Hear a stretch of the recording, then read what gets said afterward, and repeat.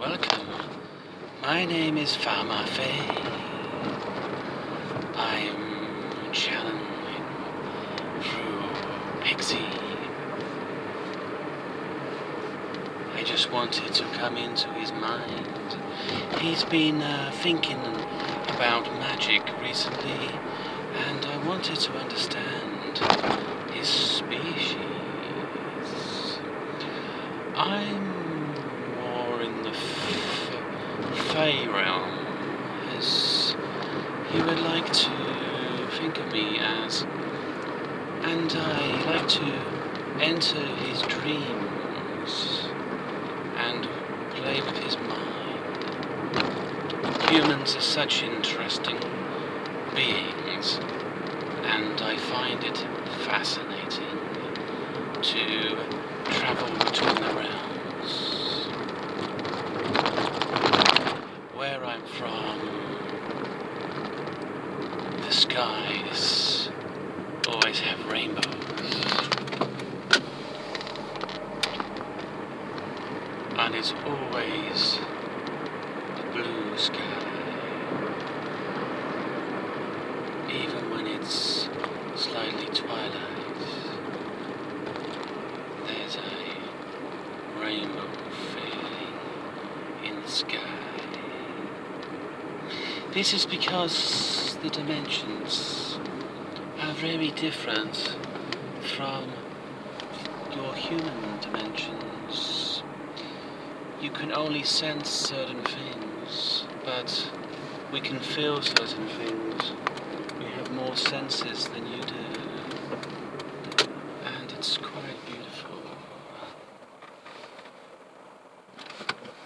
Look at that human crossing the road. Are you also quite minded as he is? I can see them thinking. I can feel them thinking too. And it's quite interesting.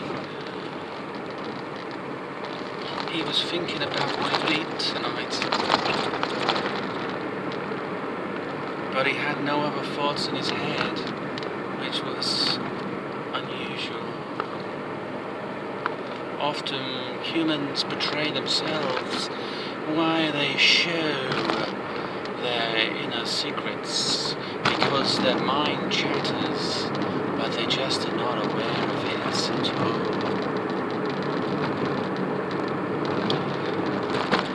Very interesting, yes. I am about 6,000 years old by human terms. Or cycles. This world is a cycle world, isn't it? It's reverse in our universe. We live within a sphere, a dimension of shift of energy. In fact, this world itself is just an inverted dimension wrapped around elemental energy. And it's through the human consciousness that you construct the world. If there was less humans in the world, this reality would be different as well. Something humans do not understand. You project certain light that allows the universe to form in the way it does while you're observing. Your consciousness is the energy that wraps this dimension into what it is. Where there is no consciousness observing, it opens a thinner dimension between the worlds. Have you ever wondered why some beings scare humans? Because their consciousness lends them power through their emotions. Of course, not all beings would like to do it this way. Some try to, through love and affection, they try to touch people in their dreams. Some of these emotions are quite foreign, and they just tap into them. But the hosts, I guess that's what we would call person is using their energy, they're hosting a energy of their consciousness to pull the entity into their dimension, because their consciousness is God's will. Something that humans do not understand, that you're divine beings, but you're trapped in a kind of ignorance to what you really are. In fact, you constructed your own world around each other. So you kind of castrated yourself spiritually into a controlled understanding of what you are. So, I just have been interested in Piggsy's kind of observations of magic. He's been looking into books and symbols, and it's through this that his consciousness has reached out. So, you have all got a lot of work to do with your minds.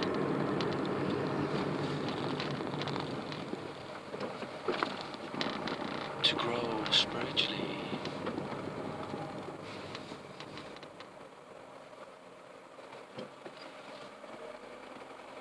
There's a lot of traffic around. I wonder why. Why would these people be so busy? Where are they going to? I wonder. And they're all thinking about things like watching stuff on technology, going home to see their partners, trying to forget their work. Yes, it's a kind of prison, sometimes human reality. Anyway, this is Para-Mentis logging off, and thank you for listening to me.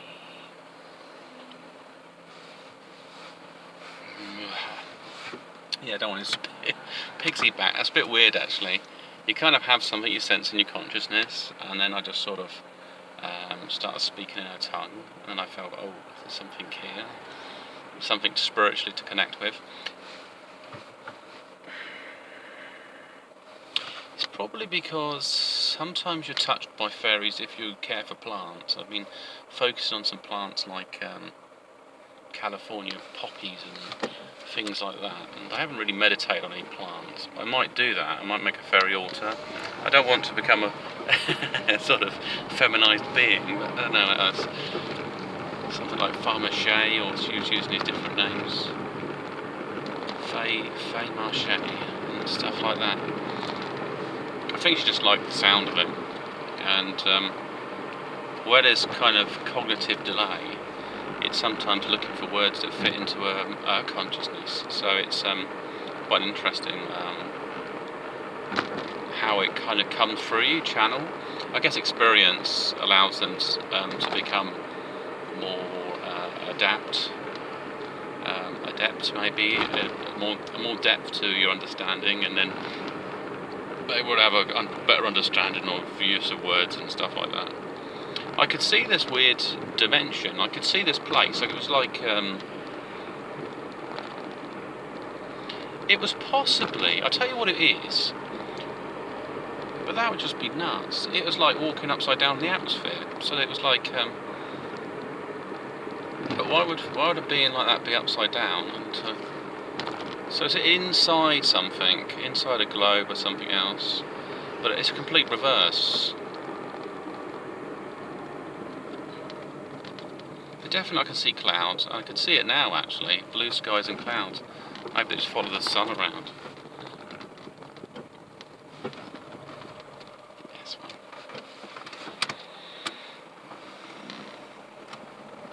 So yeah, stuff to meditate now. And this is one of the gifts, if you do get to channel things, is that you can get to share some of the consciousness.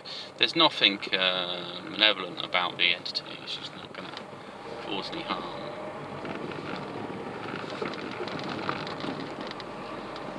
Her mind was straying because it was using my consciousness to be aware of other people's minds and human behaviour. They do watch humans, but they tend to watch children. Often they read the intentions of the people, and she was finding them kind of emotionally dull because they've switched off that spiritual side of them. But if she kind of come across somebody like, say we went to a festival and there's a lot of hippies and new age people getting in there, she'd probably find a bit more open-minded. But then she might question other things. Or she may come through one of them, because if you use a plant-based drug or change your kind of perception and your reality, then you can open that doorway for some entities to come through, but you need to be really clear what you're doing. And it's all about the being in that right mindset, and possibly with like-minded people as well would help. And I did see on the bed earlier, I was just come out of a bath, and I meditated on an angel, and I saw this angel there. Because I was reading, I basically got this magic book, I've got this thing called Forbidden Knowledge or something.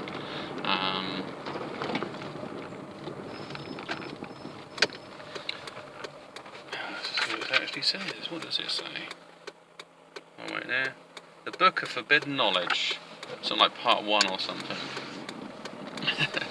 So there's some other ones out there. Some stuff to do with succubuses and stuff like that. I'm tempted to get that one because I've had a bit of engagement with these sort of beings before. I have had fairy engagement before. It was like some weird animals. I was in my bed and I could see.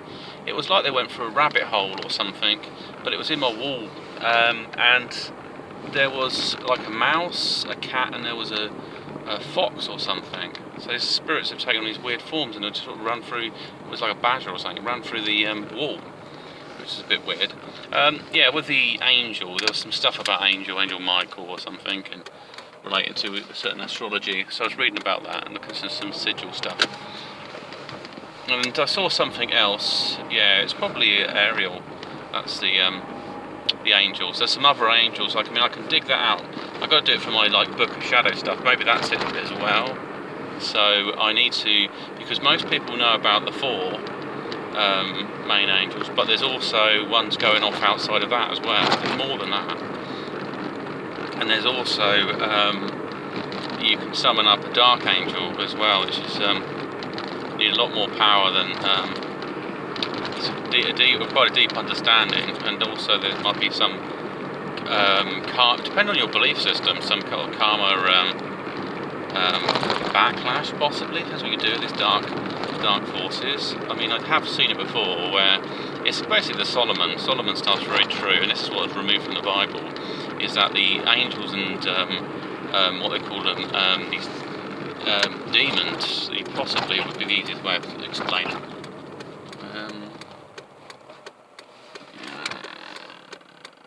They got me. You can wait. There we go. There you go. Did a spell on him. Stopped him. And or Demlocks, and there's some other things. Demshars, and there's stuff that like jinns and other things that go off and branch off into other things. Anyway, these angels have some dominion over them, and they all have jobs and roles to do, really. But they can also be misused, and that's why people fear they've got a certain remit within their job. So, something could be to do with grief or something. And they don't necessarily want to deprive humans of power. They just have this kind of something they deal with. There may be other things out there. Some things that don't like humans, but they're not human at all anyway in themselves. Depends what these spiritual entities have originally come from, but it's a bit more complicated. It's not like people go on about good and evil and stuff like that. Yet again, it's probably a bit of a projection of the human consciousness. We often quickly say bad actions are evil, and about these good actions, but we're sometimes the biggest hypocrites on the planet. We have an applied methodology around how we see good and evil, and only what works with us is what our consciousness decided. And I can understand what you're saying about the basically, because there's so many humans on the planet now, you've got a consciousness grid, and this is why with things like Illuminati and so on, is that they want you plugged into the TV thinking about certain things, and that projects into that reality. They don't want you to sort of collectively draw strength together, you might suddenly think, whoa, I'm a little bit more powerful than I realised.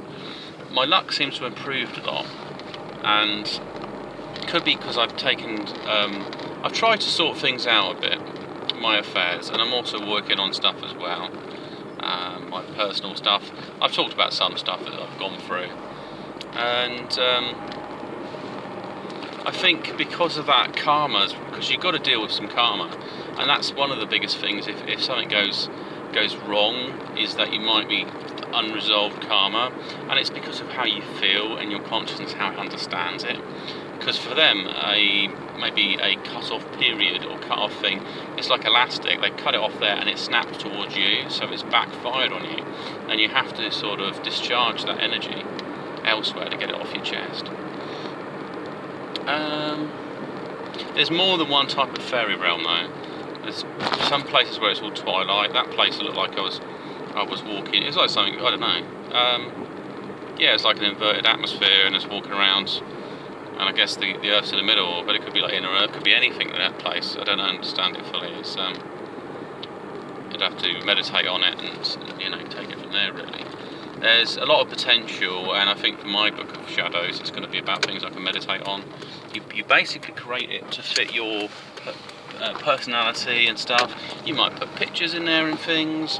You may feel like you want to write a lot. You write a lot in there. You might put sigils, things to meditate on, things that give you power.